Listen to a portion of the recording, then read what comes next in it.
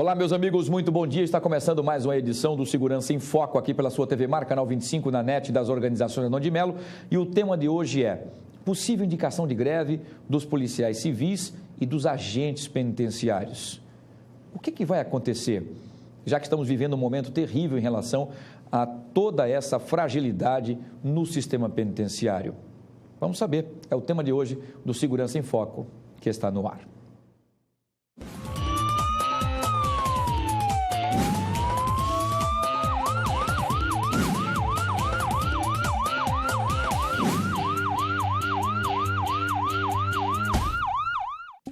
Pois é, muito bom dia, você telespectador, está sempre ligadinho com a gente aqui todas as sextas-feiras a partir das 9h30 com o nosso Segurança em Foco, para a gente debater temas sempre relacionados à segurança.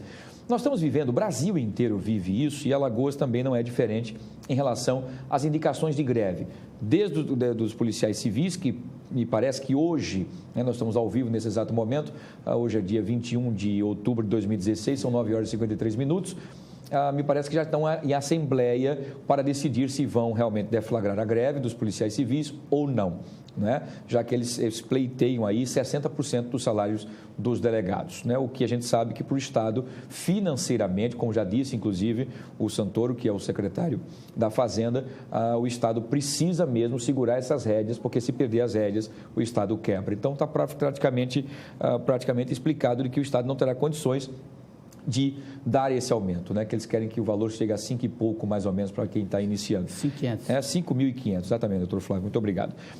Além disso, nós temos um problema seríssimo com o sistema penitenciário que vive momentos terríveis no Brasil inteiro e aqui não é diferente. E os agentes penitenciários já vêm explicando isso há muito tempo, já vêm cobrando isso há muito tempo, pela fragilidade, não é? A forma como eles trabalham vulnerável e, além disso tudo, a questão do quantitativo dos agentes penitenciários. Vamos saber, nós tivemos incêndios a ônibus, tivemos toque de recolher em alguns locais, um enfrentamento com os policiais militares, enfim, esse é o tema que nós vamos debater hoje. Quero agradecer mais uma vez a presença. Hoje nós estamos desfalcados sem o nosso querido doutor Leonardo de Moraes, que é advogado criminalista, que tem uma audiência hoje e não pôde comparecer, mas nós estamos com o doutor Geraldo Magelo, historiador e também inteligentíssimo e escritor. Mais uma vez, muito obrigado pela sua participação e sua presença. Eu que agradeço. Muito obrigado. Doutor Flávio Saraiva, também delegado, advogado, também esportista. Mais uma vez, muito obrigado pela sua participação. Eu que agradeço isso. Bom dia a todos. Bom dia a todos. Bom dia. Eu vou voltar para você, doutor Geraldo Magela, para a gente falar sobre essa questão. Isso já vem, logicamente, que os tempos eram outros, né, na década de 80, 90, onde havia uma violência mais programada, digamos assim. As balas tinham CPF, né? Havia uma briga de famílias, uma briga de poder. Hoje, o crime tem crescido de uma forma desenfreada terrivelmente. O que o senhor acha que tem acontecido? O Estado teve, durante esses anos todos, um esquecimento, digamos assim, ou uma desatenção em relação à segurança pública e esqueceu que esse crime e a falta de políticas públicas fez com que crescesse a delinquência, digamos assim, principalmente das pessoas que estão mais vulneráveis nas periferias? Muito bom dia. Eu acho que isso foi o caminho natural, né? Durante pelo menos os últimos 20 anos em Alagoas, a questão da segurança é tratada como programa de governo. Cada eleição, cada um dos candidatos faz as suas promessas, são promessas sempre, vai ter mais carro, vai ter mais presídio, vai ter mais arma, vai ter mais isso. Só que você não tem nenhuma política sequer até para gerenciar os carros que compram, né, e os armamentos. Então, você fica numa situação que a todo ano você tem 1, 2, 3 ameaças de rebelião, ou morte mesmo dentro do presídio, ou greves do sistema penitenciário, às vezes em conjunto com o sistema penitenciário e policiais civis e militares. Então, você fica numa situação que todas as vezes que a gente vem falar, é como se estivesse falando do mesmo filme. Só vai atualizando o mês e o ano, mas o enredo é o mesmo, até os atores são os mesmos, né?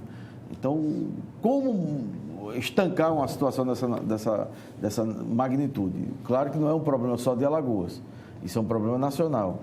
Mas em Alagoas, como é que se faz? Você prende todo dia centenas, dezenas, centenas são presos por mês, mais de centenas por mês. Você leva para o sistema.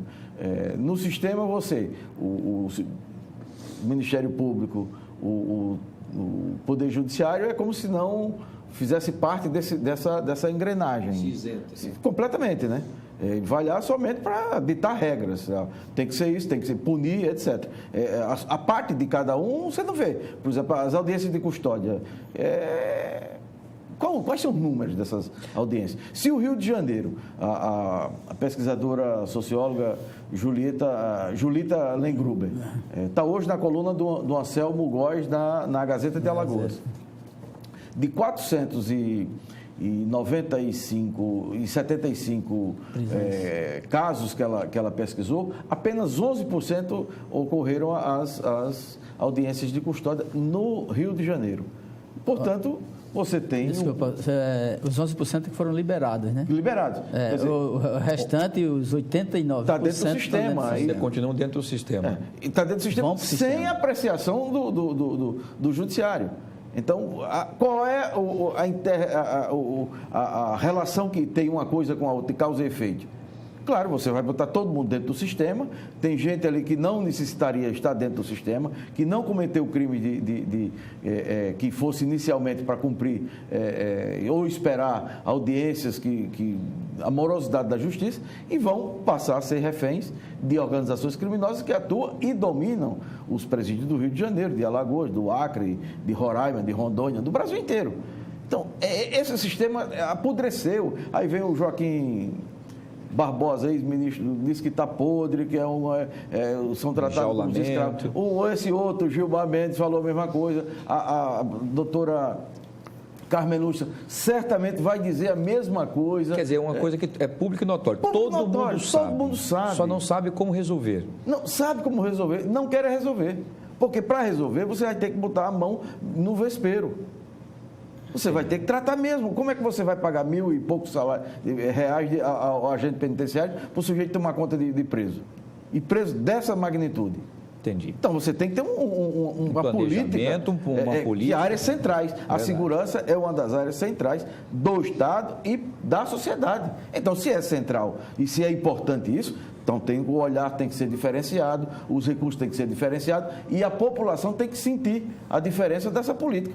Como a população não sente, só sente o terror, o pânico. Qualquer pessoa que mude a voz e manda uma mensagem no WhatsApp vira o terror na sociedade.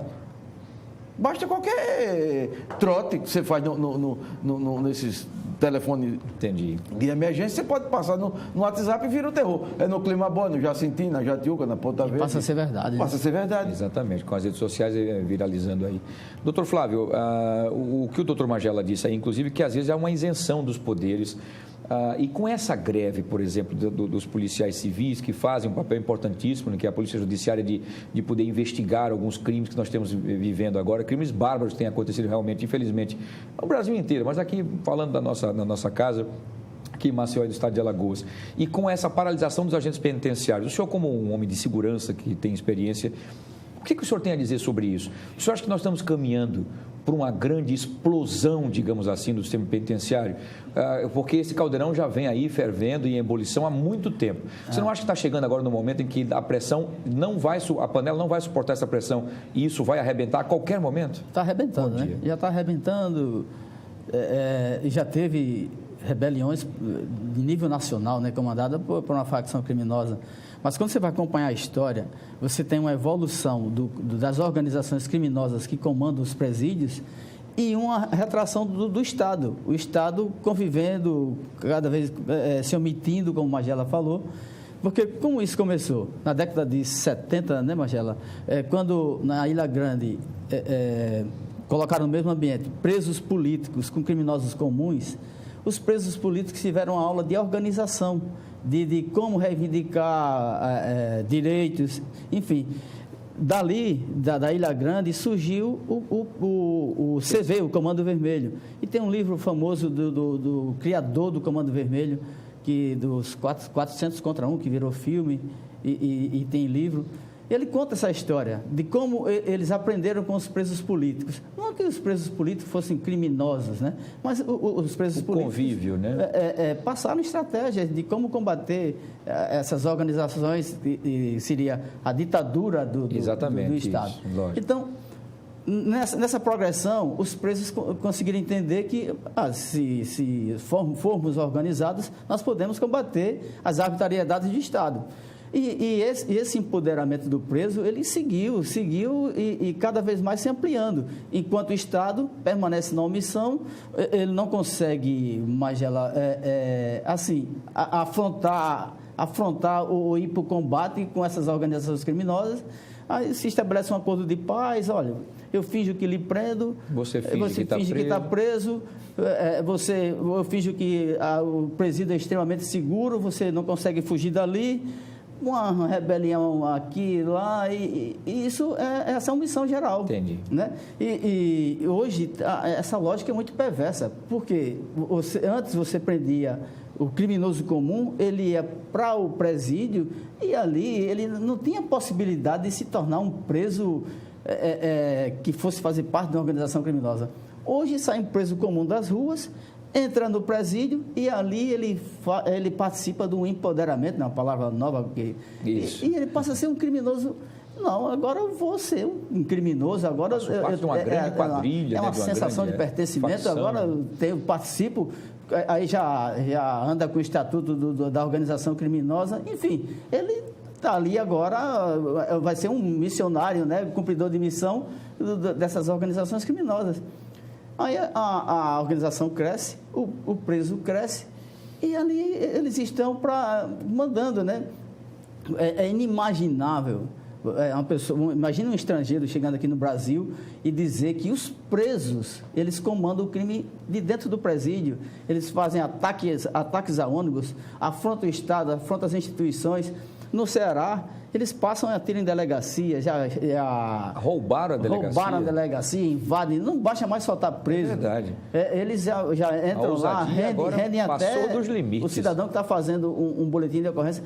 Então, o país se concentra, né? Chama todo mundo que faz parte dessa solução e encontrar. E foca. Uma coisa que é bom a gente debater, é importante que vocês tenham tocado nesse assunto, por isso que a gente abriu a discussão sobre isso, são as soluções. Nós já demos aqui várias vezes, debatemos esse tema várias vezes, porque parece uma coisa recorrente, mas a cada 6 meses tem um problema no sistema penitenciário, confusões e tudo mais. Todas as vezes que os agentes penitenciários reivindicam seus direitos com toda a propriedade, porque vivem situações complicadas, eu conversei com um agente penitenciário, que não vou identificá-lo, lógico, decente, tranquilo, lá a grande maioria sim, mas ele disse, olha, eu tenho que fazer vistas grossas, porque alguns colegas acabam entrando no esquema e da corrupção.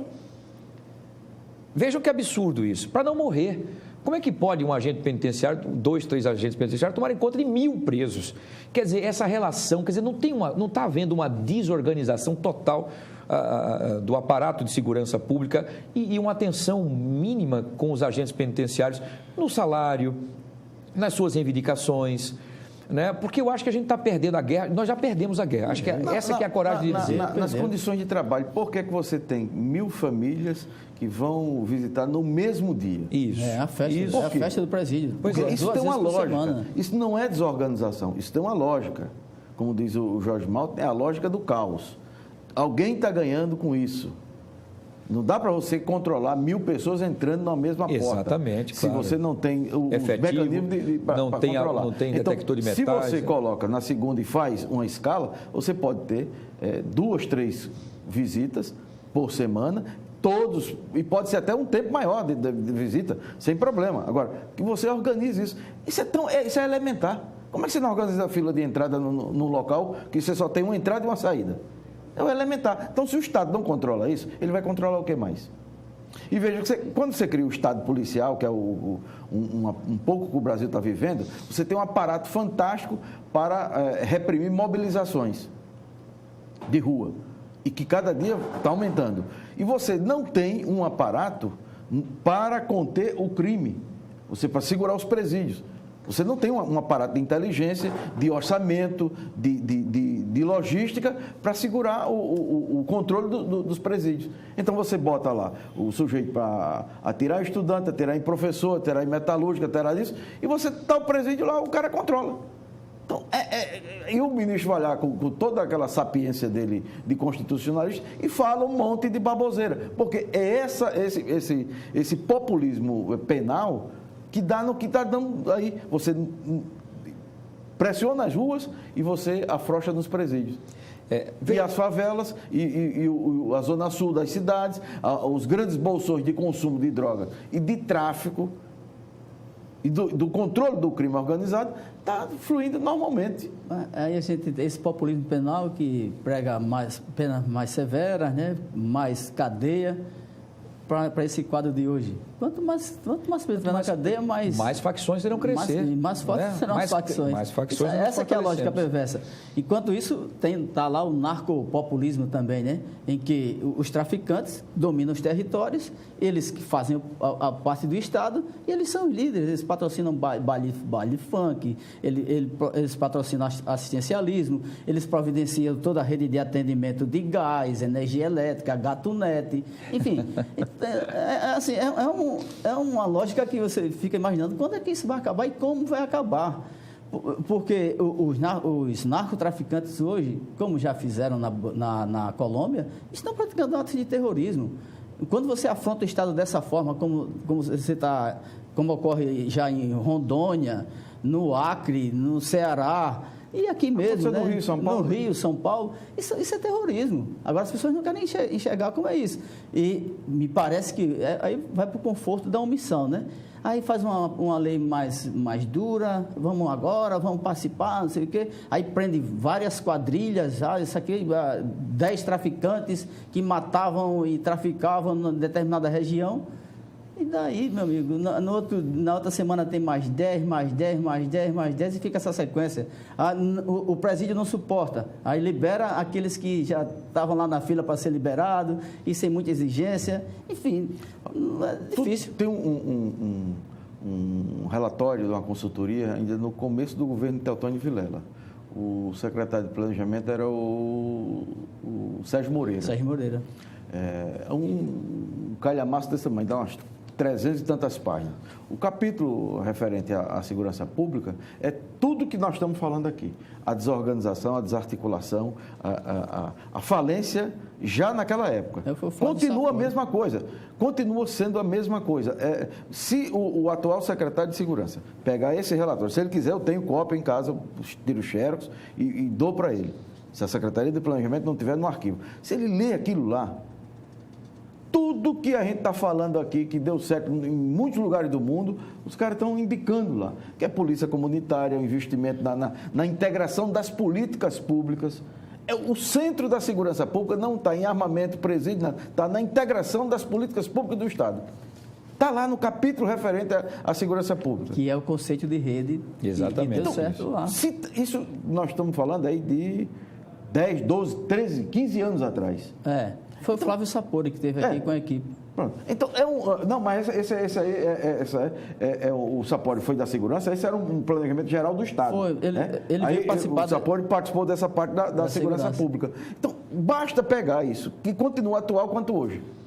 Não precisa gastar mais um centavo com consultoria de ninguém. O que basta é integrar. Um sozinho para ler e implementar e vontade política. E não dá mais do que 20, acho que não tem 20 páginas. Agora, então, até o resumo é tranquilo. Seria aí um manual de como resolver a situação. Quer dizer, pelo menos encaminhar a resolução. De você ter a integração da sociedade. A semana passada nós falamos. Como é que você bloqueia a estrada, a rodovia ou rua e imediatamente a segurança pública não vai dialogar e estabelecer a relação com a comunidade. E essa comunidade passar a ser parte integrante de uma política pública onde ela se sinta na expressão atual, empoderada. Se o poder público tem o seu próprio poder, a sociedade ela precisa ser empoderada. Como é que eu vou me empoderar? Na hora que eu estou tratando com o poder público, e o poder público me dá retorno do que nós estamos reivindicando. O que nós estamos reivindicando é a coisa mais elementar. E se não é elementar, você me dá retorno, então você quer querer que surja o quê daí? Aí aparece o sujeito, morre, então o traficante ajuda para o enterro. O sujeito está lá sendo ameaçado pelo vizinho, qualquer coisa, vai lá o traficante e garante a segurança. Situação. Então, pronto, o tráfico... A ausência do Estado, a presença do poder paralelo. Do poder paralelo. Muitos traficantes no Rio têm seus túmulos visitados diariamente por jovens que veem aquele traficante como ídolo. Como acontece na Colômbia lá. Porque muitos pagavam muita gente vai visitar o túmulo do Pablo Escobar. Exatamente. Agora, por exemplo, uma das coisas que a gente tem tocado no assunto, por exemplo, em relação a essas ordens que saem dos presídios, não é? Tanto para matar, né, assassinar os seus desafetos, né, os rivais, como também alguém que talvez fale numa TV, no rádio, um cala-boca, um susto, e também para penalizar e pressionar o Estado e colocar a população em risco, como os incêndios a ônibus. Já foi debatido isso e a tecnologia hoje avançada. Por que é que essa dificuldade é tão grande dos bloqueios de telefonia celular dentro dos presídios, doutor Flávio? A tecnologia existe, está aí disponível, é mais uma vontade política. Os investimentos não são tão altos para que se determine o bloqueio das comunicações dentro do presídio. É uma área confinada. Você tem que ter estudos técnicos para que esse bloqueio não atinja as comunidades próximas, né? Porque o sistema penitenciário, eles foram engolidos, eles eram antigamente afastados, como a cidade cresceu, outra desorganização, porque os presídios deveriam ficar sempre em locais ermos, longe, distantes, como esse do Agreste, por exemplo. Quanto mais distante, deserto, melhor. Mas esse isolamento dele vai ser por breve período. Porque a cidade vai crescer, econômico, né? Porque o próprio crime organizado, ele vai se organizar ali do lado do presídio, que vai ter supermercado, enfim, pousadas... receber os marginais de fora e tal. Claro. E isso vai ocorrer, como ocorreu aqui com o São Leonardo. Não digo que foi o São Leonardo que promoveu todo aquele desenvolvimento naquela área. Logicamente que foi a UFAL. Mas o presídio contribui. Ali era uma área isolada. Isso. E como havia muita visitação, o cara compra água, compra comida para levar e tal. Então o cara botou um mercadinho, botou uma vendinha. E o outro veio e botou numa lojinha. E foi cresceu e ao redor virou ali um local. Em São Paulo, com esse fracionamento dos presídios, São Paulo tem a política de não ter mais grandes presídios. Isso. Então, eles fazem muitos pequenos presídios em regiões. Aí, o município antes pequeno, isolado, quando vem um presídio desse, se transforma. Primeiro vem o crime e toda aquela estrutura do crime que vai estar no perímetro da prisão. Mas é isso que eu queria que a gente pudesse debater e tentar entender isso. Nós tivemos na Alcatraz, né, que houve uma fuga e a partir dessa fuga acabou ficando lá. Tantos outros locais que poderiam ser colocados como uma prisão, porque já que a prisão é um castigo, eu não estou querendo aqui execrar, dizer que o preso tem que apanhar, tem que passar fogo, não é isso. Mas eu acho o seguinte, gente, a gente precisa mostrar, até para quem está aqui fora, que não vale a pena, porque parece que hoje os bandidos pequenininhos estão começando aí e tal, eles sabem que a coisa lá é tranquila. Vai para lá, tá tudo certo, lá vai continuar comandando. Quem manda é ele, vai poder falar com a pessoa daqui de fora, vai entrar na internet, no Facebook, WhatsApp, fazer terror, ele vai continuar, vai dar um tempo. Vai dar um tempo ali. Claro, é apertado, é calor, tem calor e tal, às vezes tem aquelas confusões, mas enfim, não é uma coisa que se diga assim, eu vou para um castigo. Eu vou ficar isolado, eu vou deixar de participar da facção, eu não vou ter contato com o mundo externo. Porque aí sim a gente teria uma certeza de que as facções estariam realmente presas. Porque hoje se faz de conta mesmo que estão presos. Né? Quer dizer, se eles têm esse contato com o celular, o Brasil inteiro tem mostrado isso nas TVs e rádios, nas TVs e jornais e sites, as pessoas tranquilamente conversando como se estivessem num shopping. Wilson, isso é um absurdo. No presídio aqui no Recife, já tem o Minha Cela Minha Vida, em que os presos constroem celas para eles. Meu Deus do céu. O que se imaginava ficção naquele filme do Mel Gibson, né? Plano de Fuga, é a realidade aqui em Pernambuco. Minha Cela Minha Vida. Eles fazendo vilas. Como é que entra essa quantidade de material e tudo mais, e essa liberdade de fazer isso. Essa construção e ninguém vê. No aeroporto, é inimaginável. Em qualquer aeroporto do Brasil, hoje, o sujeito embarcar sem antes passar pelo detector de metais. Então, precisa outra coisa, a não ser isso? Verdade. Tem 5 anos que aquela plataforma lá do aeroporto estão quebrados, mas não quebra o detector de metal. O infraero quebra para lá, não tem verba. Mas eu duvido a Polícia Federal não estar ali 24 horas funcionando. Então, como é que... Mas a grande dificuldade são as entidades protetoras de direitos humanos que devem existir e devem sempre estar trilhando nesse caminho, aí, do constrangimento que faz ao preso.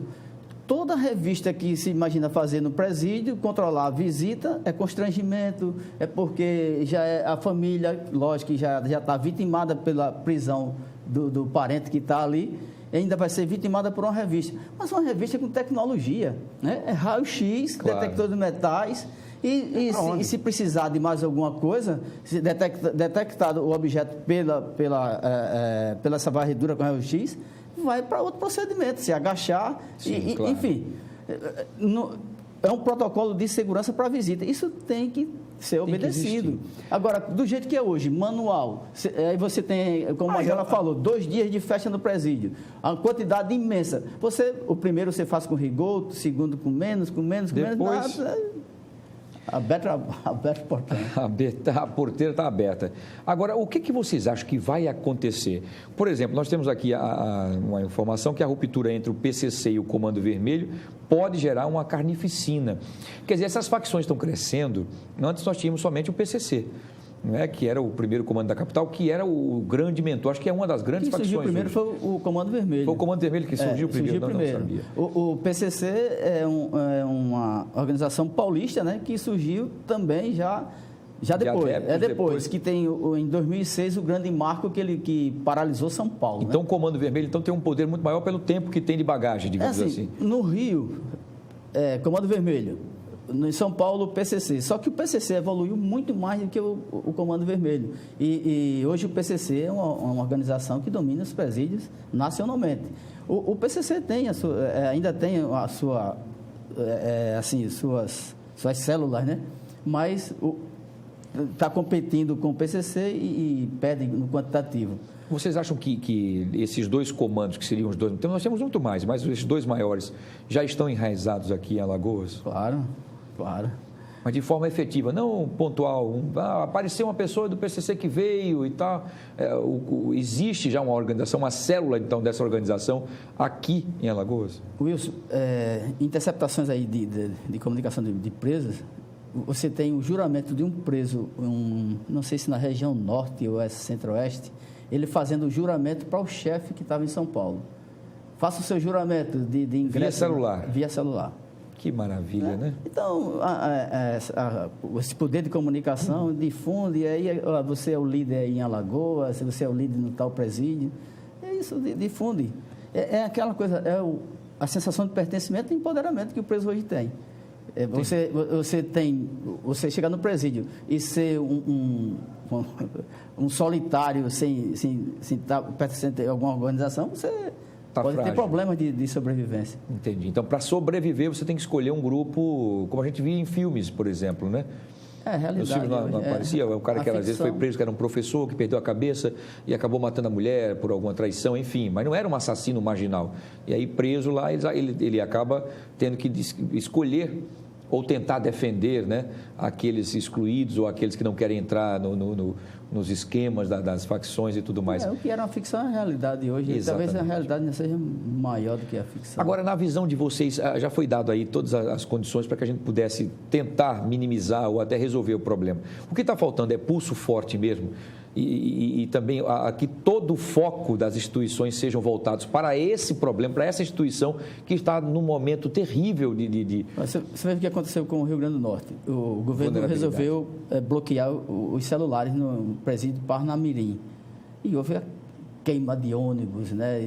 Aquilo ali que repercutiu no Estado, e foram vários dias o crime organizado enfrentando o Estado.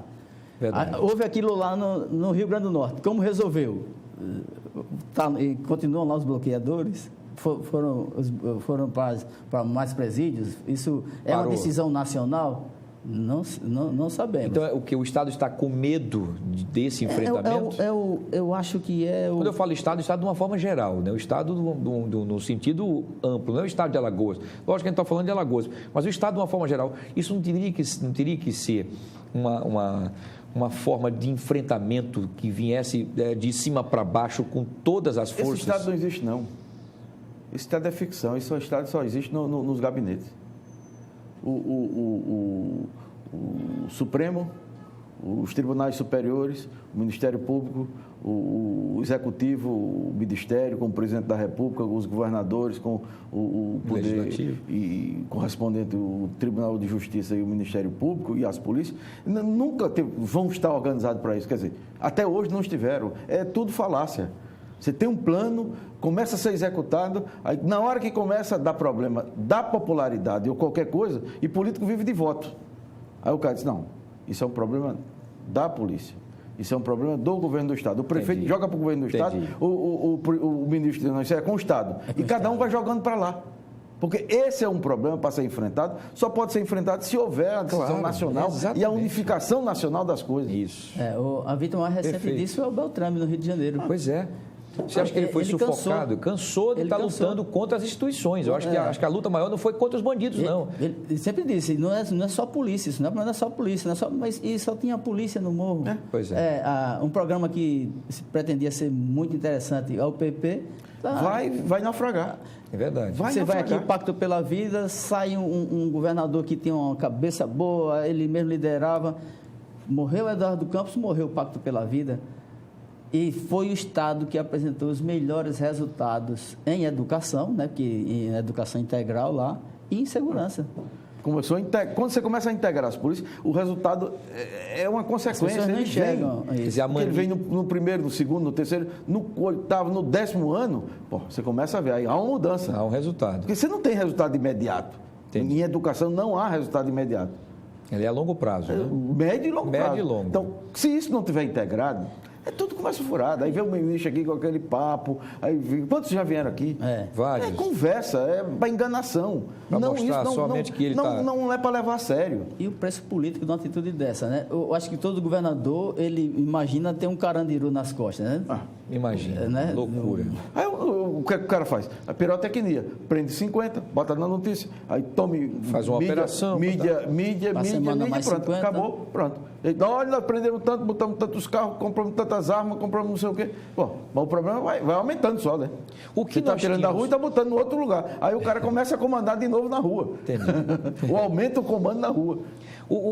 Para a gente poder fazer um paralelo, enfim, que a gente sempre acaba comparando, o doutor Alfredo Gaspar de Mendonça como secretário, houve uma paixão, digamos assim, popular com as ações do doutor Alfredo, por ser bastante efetivo nas incursões da polícia, do BPTran, enfim, uma certa contundência, enfim, um certo carinho dele com os seus subordinados, que eram os policiais e tudo mais. Os policiais se sentiam protegidos como um pai que era da justiça, não é? Que era uma pessoa que vinha, era um promotor e tal e tudo mais. Mudou-se por conta da decisão do Supremo Tribunal Federal. O que é que aconteceu?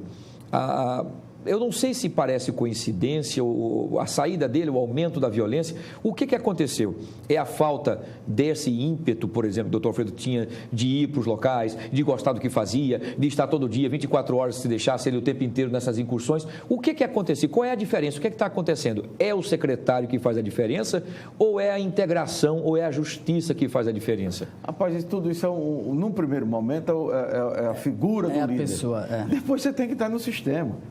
O sistema não funciona, eles têm um tempo de validade. O tempo de validade é aquilo lá. É fazer aquelas operações, aquela mídia, acabou. O Beltrame fez tudo isso. Exatamente. Esgotou, porque o Estado não funciona. Então vocês querem dizer não tem política. Se o doutor Alfredo tivesse continuado, também teria o tempo dele. Vamos analisar o caso Alfredo Gaspar. Um homem que já conhecia o aparelho de segurança pública, tinha feito várias operações já pelo GECOC, conhecia os grandes quadros da Polícia Militar, os grandes quadros da Polícia Civil, tinha o respeito dessas instituições. Início de governo, um governo que... o início de governo, todo mundo chega com tudo, todo o gás, né? E ele, membro do Ministério Público, né, teve muita compreensão da própria instituição dele para algumas medidas que foram tomadas, né?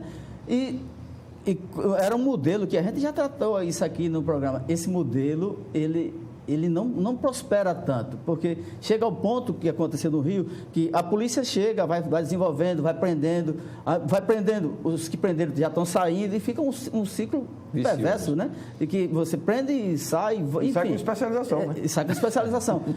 As outras ações de Estado, saúde, educação, não acompanhando, não há secretário no mundo. O doutor Alfredo deixou um legado, né, de como fazer segurança pública e como ele pessoa, se dedicou tanto à causa, né? Tanto que ele é um emblemático, é um mito hoje da segurança pública. Quem for para a segurança pública sempre vai ser agora comparado ao doutor Alfredo. Mas, repito, um membro do Ministério Público que tinha assim, um respaldo da própria instituição, início de governo, foi arrojado, mas esse arrojo, ele não permanece tanto tempo. E a gente não diz isso por ficção, é uma realidade que já ocorreu no Rio.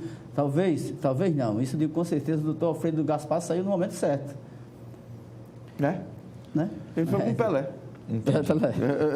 Sai agora que está no auge, porque depois daí a curva subiu, agora a curva desce. Não é como sobreviver com esse modelo. Entendi. Porque vocês falam nesse modelo no sentido do Estado não acompanhar com as suas políticas públicas. Não tem Estado para isso, não tem política de Estado para isso. Você tem voluntariedade, o voluntarismo do secretário. Certo. Você tem um esforço pessoal de um determinado grupo muito pequeno. Como é que você bota uma máquina para funcionar? Uma máquina envelhecida, uma máquina cheia de problemas, uma máquina com problemas de saúde. Você veja a quantidade de policiais doentes. Com esse presídio que está aí, com essa política. Os policiais respondem a processos criminais. Não há nada que integre. Não há nada que integre. O que é que o secretário da Educação fala sobre segurança pública? Se você está nos bairros onde tem a maior rede do estado de Alagoas, está aqui em Maceió.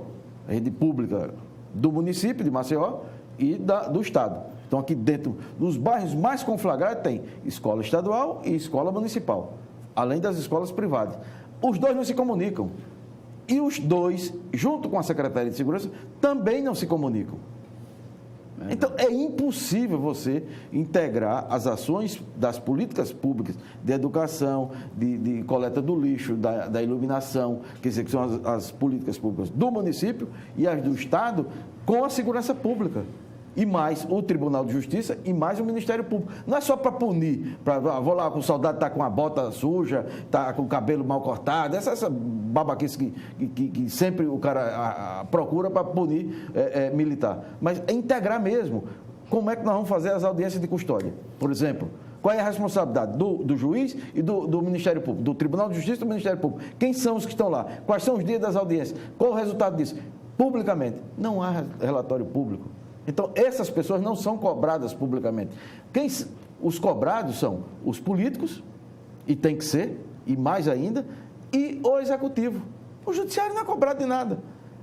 Todo dia diz, o judiciário é moroso. Todo mundo fala, não, essa questão vai demorar 10 anos, 20 anos, e é natural.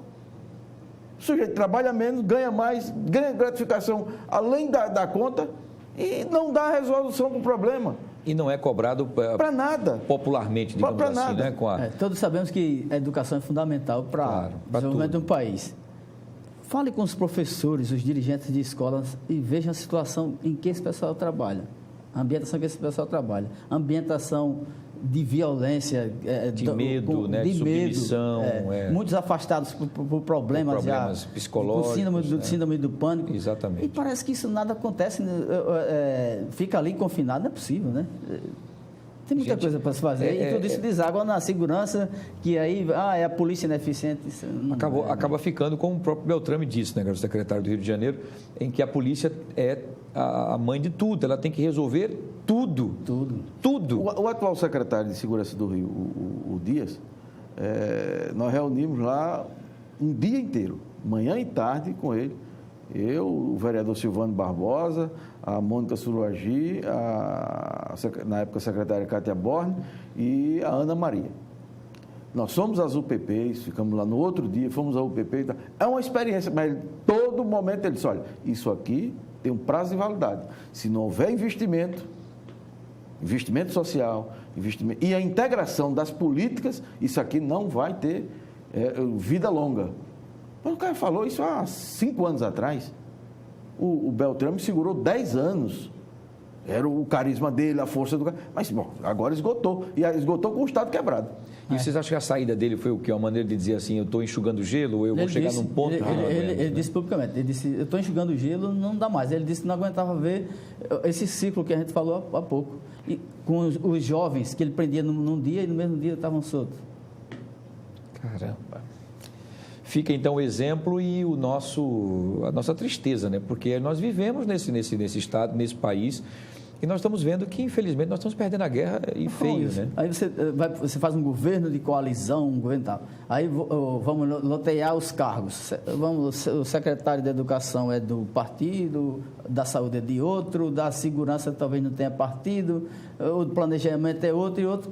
Como é que essas pessoas vão conversar? Como é que se integram? Se cada um tem um estilo, interesses por trás, cada um com a sua vaidade, não querendo entrar em conflitos, enfim. E o árbitro que ser o prefeito ou o governador que diz, vamos trabalhar nessa política, vamos estabelecer a política e vamos tocar isso aqui.